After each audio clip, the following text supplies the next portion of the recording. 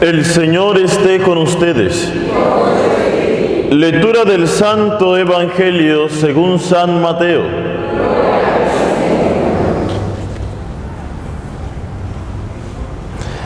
Al enterarse Jesús de que Juan el Bautista había sido encarcelado, se retiró a Galilea, pero salió de Nazaret y fue a establecerse en Cafarnaúm, junto al lago, en el territorio de Zabulón y Neftalí.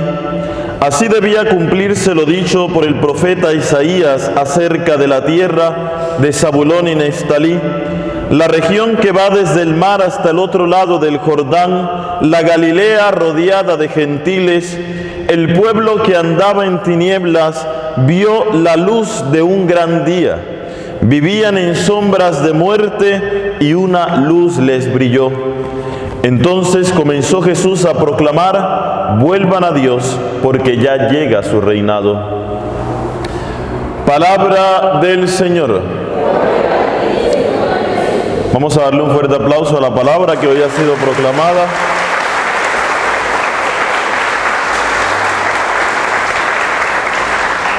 Vamos a sentarnos.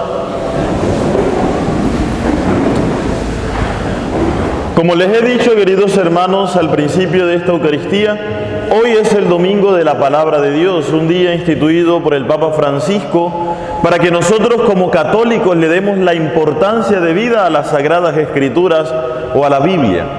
Pero antes de comenzar como tal la homilía, yo quiero hacer un breve cuestionario.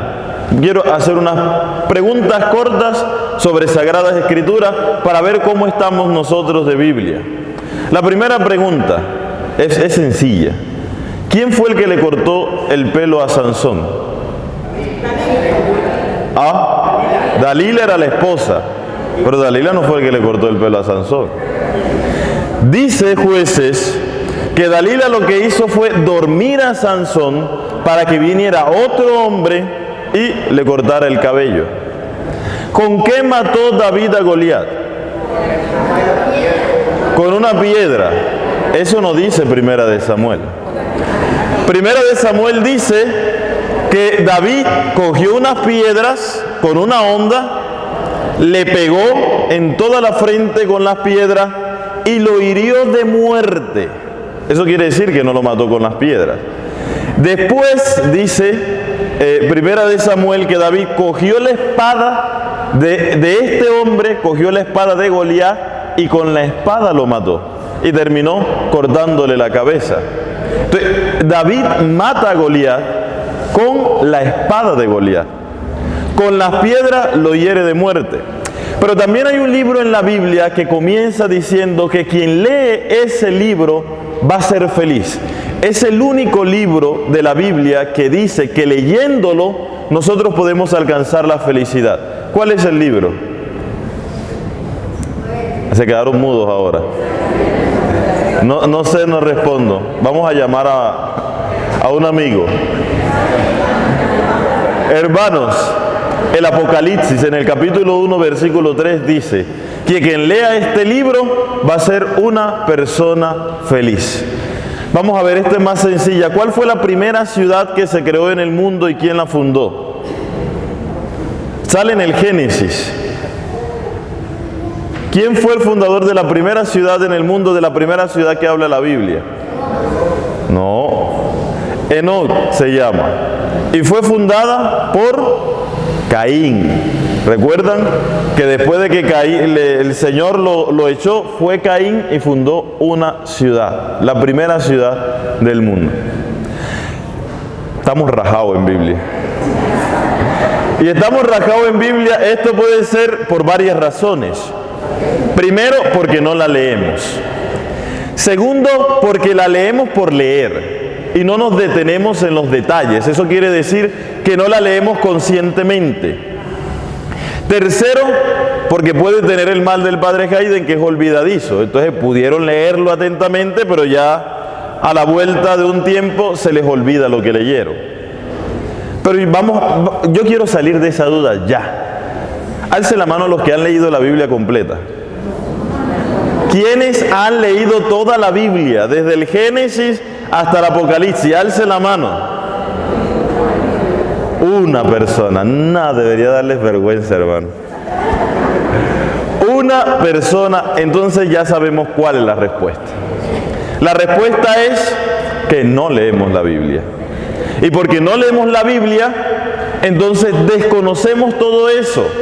O nos quedamos con lo que otro nos dice que dice en la Biblia. Por eso hablan de lo de David. Porque eso creen que David mató a Goliat con las piedras. Porque es la historia que han escuchado de David. Por eso dicen que Dalila le cortó el cabello a Sansón. Porque es la historia que han escuchado de Sansón. Pero no porque la hayan leído. Porque si la hubiesen leído, entonces fueran conscientes de quién fue el que le cortó el cabello a Sansón. ¿Sí ven? Y tenemos un gran problema. Y hoy la palabra y el Evangelio nos ilumina. Porque el Evangelio nos dice que Jesús era un hombre que estaba preocupado en cumplir la palabra de Dios. A lo largo de los Evangelios nos muestra ese Jesús que hace las cosas para que se cumplan las Escrituras. Hoy nos los dice que se fue a Cafarnaúm, a tierra de Zabulón y Neftalí, para que se cumpliera lo que había dicho el profeta Isaías. Tierra de Zabulón y Neftalí, Galilea de los gentiles, el pueblo que habitaba en tinieblas vio una gran luz. Viene Jesús y se va a Cafarnaúm solamente para que se cumpla esa profecía de Isaías. O sea que Jesús era un hombre conocedor de la palabra. Nos lo demuestra también cuando tuvo el rifirrafe ese con el demonio, cuando las tentaciones, ¿no? Eso fue una pelea de dos eruditos en la Biblia, porque el diablo le mencionaba la Biblia y Dios le mencionaba la Biblia. Y la palabra dice, cuando nosotros en una discusión, que no debería ser, pero cuando nosotros en una discusión podríamos decir, es que la palabra de Dios dice tal en tal parte. No, pero es que si no la leemos, si no sabemos nada de eso, porque no la leemos. Y esto a mí me cuestiona. Yo me preguntaba, ¿por qué, hermanos, nosotros como católicos no leemos la palabra de Dios? ¿Por qué nosotros como católicos solamente tenemos la Biblia como un instrumento de adorno en la sala de nuestra casa, abierto en el Salmo ¿qué? En el Salmo 91 para protección. Y ahí está, uno vaya a esa Biblia y está empolvada porque ni la limpia. Nos puede pasar como aquella vez que llegó una señora e invitó a un padre a almorzar, ¿verdad? La familia estaba feliz, el padre iba de visita, iba a almorzar con ellos. Oye, y se termina la comida, todos se saludan, el padre se va y cuando la mujer llega, comienza a contar los cubiertos y le falta un tenedor. El tenedor del padre se lo robó. Oye, ese padre ladrón se robó el tenedor porque era una vajilla de plata, porque cuando llega el padre saca la mejor vajilla. Y entonces se robó la vajilla. Oye, y esta mujer quedó con esa rasquiñita de que el padre era un ratero. Al año vuelven a invitar al padre y la mujer todavía ahí. Esto es suposición, ¿no? Porque nosotros sabemos que las mujeres no guardan rencor de esa manera. Pero eso es solamente para que creamos. Y entonces llega esta mujer y en la comida le dice, padre, yo tengo algo que decirle porque es que yo no me puedo morir sin decirle eso. Pero usted el año pasado cuando vino a comer se me robó el tenedor. Y el padre, ¿cómo? Yo te robé el tenedor, usted se robó el tenedor porque el tenedor con el que usted comió no volvió a aparecer. Y le dice el padre, ve, yo cogí ese tenedor y lo puse en la Biblia que estaba en la sala de tu casa. Ahí está, mira. La mujer no cogía esa Biblia ni sin culpa. Y yo sé que no es la única católica a la que le pasa eso. Miren, no leemos la Biblia. ¿Por qué como católicos no leemos la Biblia? La primera razón que salta a la vista es que no tenemos tiempo. Es que no me da tiempo. No, hay tiempo para lo que hay ganas. Que no te dan ganas, eso es otra cosa. Pero para allá bebé hay tiempo. Para salir al centro comercial hay tiempo. Para jugar en el celular o estar en redes sociales hay tiempo. Lo que no hay es amor, que es diferente. Hay tiempo, pero no hay amor. Porque cuando tú amas, sacas el tiempo. Y si tú de verdad amaras las Sagradas Escrituras, le sacarás el tiempo. Porque reconocieras que eso es importante y fundamental en la vida. No es que eso es muy aburrido. Entonces por eso no la leo. ¿Y quién dijo que tenía que ser divertido? Claro que cuando tú comienzas a tener contacto con ella se va volviendo divertida. Pero en un principio no. Pero ¿quién dijo que tenía que ser divertido? Otra razón, y es que nos pasa mucho a nosotros los católicos, es que dejamos que otros nos las lean y nos las expliquen cuando vienen aquí a la Eucaristía. Pero nos quedamos con lo que los sacerdotes nos dicen de eso. Y recuerden algo, que a veces para uno hacer una homilía uno no echa toda la historia completa, y nosotros nos quedamos con esa historia sesgada, con esa historia mutilada, porque esperamos, porque no la entendemos, entonces espero que el otro me la explique, pero el otro me la explica siempre desde su perspectiva, y que no siempre la perspectiva de uno es la perspectiva real. Nosotros vamos a tener como un sentido completo de las Sagradas Escrituras cuando la leemos con nosotros mismos. Pero esa es la segunda razón. La tercera razón, y yo creo que esa es la verdadera, como diría el Corronche, esa es la verdad verdadera, es que en realidad no creemos que leer la Biblia sea importante. En realidad no consideramos la Biblia como algo importante en nuestra vida. Y esa es la verdad. Porque si fuera importante para nosotros buscáramos el tiempo, si fuera importante para nosotros tuviéramos un contacto todos los días con la palabra de Dios. Pero no es importante. Y uno se pone a diferenciar, ¿por qué para los hermanos de otras denominaciones cristianas, ellos sí leen la Biblia y se la aprenden? Y se la saben de memoria. Y eso sí te van citando capítulos, te van citando versículos, te van citando todo. Te van citando todo. ¿Por qué? Porque es que el centro del culto siempre es la palabra de Dios. Ellos no tienen más nada. Es solamente la Biblia. Nosotros no. Porque el centro del culto, de nuestro culto, ¿cuál es? La Eucaristía. La Eucaristía es el centro de nuestro culto. Por eso para nosotros es importante venir a misa todos los domingos. Eso es precepto. Es importante para nosotros comulgar. ¿Sí ven? Pero no nos damos cuenta que dentro de la Eucaristía están a la par la liturgia de la palabra y la liturgia eucarística. Debemos aprender a darle a la palabra de Dios el valor que se merece, porque si no, hermanos, nos estaremos perdiendo de un sinfín de beneficios y de regalos que nos vienen a nosotros cuando leemos la palabra de Dios. ¿Qué regalo nos da Dios cuando leemos las Sagradas Escrituras? Primero, lo conocemos. ¿Qué mejor forma de conocer a Dios que leyendo la palabra de Él? Y hay un dicho por ahí que dice que nadie ama lo que no conoce y que nadie defiende lo que no ama. Por eso es que nosotros no defendemos a Dios. Por eso es que nosotros no lo testimoniamos. Porque en realidad lo que nos falta es amor. ¿Y ese amor viene a causa de qué? Del desconocimiento de Dios, que viene siendo un desconocimiento de la palabra. Y lo diría también un gran santo, ¿no? Desconocer la palabra es desconocer a Dios. Yo no puedo decir que no conozco a Dios si no tengo un contacto con la palabra. Entonces es importante porque la palabra me da ese conocimiento de Dios que yo estoy necesitando. Por eso tantas crisis de fe, por eso tantas dudas que se nos presentan en el camino de nuestra vida espiritual, porque no leemos la palabra de Dios. El segundo regalo que nos da a nosotros leer la Biblia y leerla diariamente. Oye, la Biblia tiene la capacidad de moldear nuestros corazones. Tiene la capacidad de convertirnos. Porque la Biblia viene siendo también un manual de conducta. Es inevitable que tú tengas un contacto de la palabra y que esa palabra no te vaya moldeando el día a día. Eso debería ser incluso la misma Eucaristía. Es imposible que cuando llegues aquí a la Eucaristía y se esté predicando sobre no robar, sobre no matar, sobre no chismosear, sobre no hacerle daño al otro, tú salgas después de la misa a hacerle daño al otro. Eso no se concibe.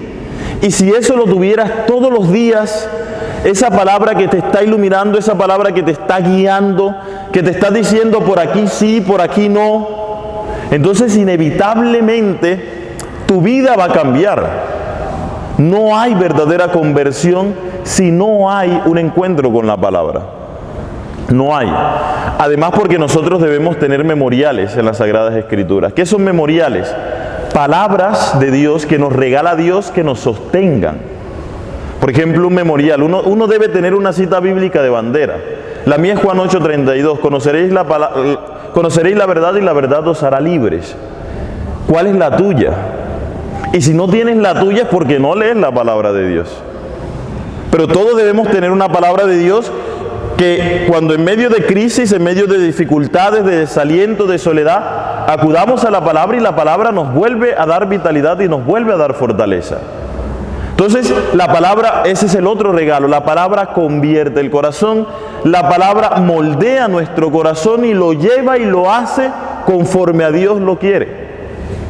Y lo tercero es muy importante, es que la palabra de Dios, la Biblia, nos permite escuchar la voz de Dios. Nosotros siempre nos quejamos, pero ¿por qué Dios no me habla? ¿Por qué yo no lo escucho? ¿Y cómo lo vas a escuchar si no lees su palabra?